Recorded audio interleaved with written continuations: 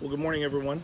It is the day after Easter, and I hope you were able to get to your home church and enjoy Easter Sunday with your church family. But I wanted to give you a passage for the day after Easter for those that either because they were working or it just didn't quite fit into the framework of what your family does on Easter Sunday.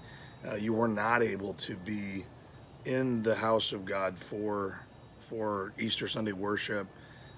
We're still in that weird time where people are still having to be very careful for their vulnerable loved ones and things like that. And so, not everyone could be there. And I want you to know that God has provision for that, because in John chapter number 20, verse number 24, we see that one of the 12 was not present at the first sightings of the resurrected Jesus.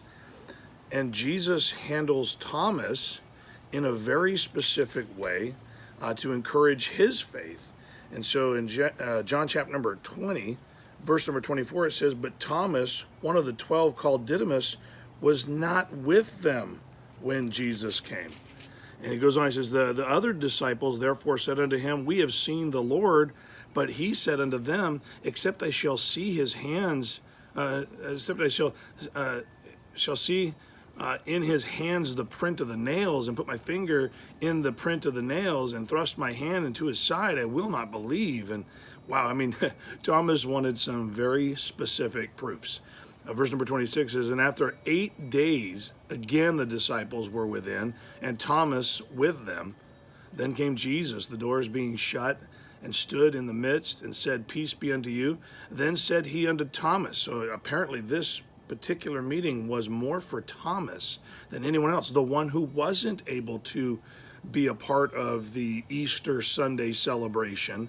He says, and he said unto Thomas, "Reach hither thy finger, and behold my hands, and reach hither thy hand, and thrust it into my side, and be not faithless, but believing." And so he gave him the specific instructions that matched his demands.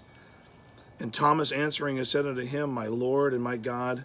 And Jesus saith unto him, Thomas, because thou hast seen me, thou hast believed.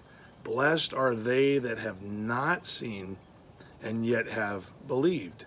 And so we have this statement that Jesus is visiting people in a different way today. He's not appearing in physical form and saying, "Okay, Thomas, here's the holes in my hands and the spear mark in my side," and he's not doing that for us today, but he certainly is visiting, because many of us, thousands of us, millions of us, have not seen the resurrected Jesus in physical form, because he has now ascended to the Father. Yet we can also celebrate Easter in faith. And so I want to encourage you. Here we are the day after Easter, so to speak, at least celebratorily speaking. We're the day after Easter, and yet not everyone was able to participate in a worship service with their church family for one reason or another. And yet God is still visiting today. And so I want to encourage you, let the Lord visit your heart today. Verse number 30 says, "And many other signs truly did Jesus in the presence of his disciples, which are not written in this book. But these are written that ye might believe that Jesus is the Christ, the Son of God, and that believing ye might have life through his name." And so his purpose, his goal, his desire is that we would all be believing. And so let your faith be strengthened today. Let your heart be encouraged today. Here we are the day after Easter, and Jesus is risen. And so I want to encourage you with that. I hope that helps you start your week off strong. If you could have been there and weren't there, maybe that was Thomas's situation. I could have been with the disciples, but I was so distraught over the fact that I wasted all these 3 years chasing after a guy who turned out to not to be the guy. And yet he ends up believing because Jesus reached to him.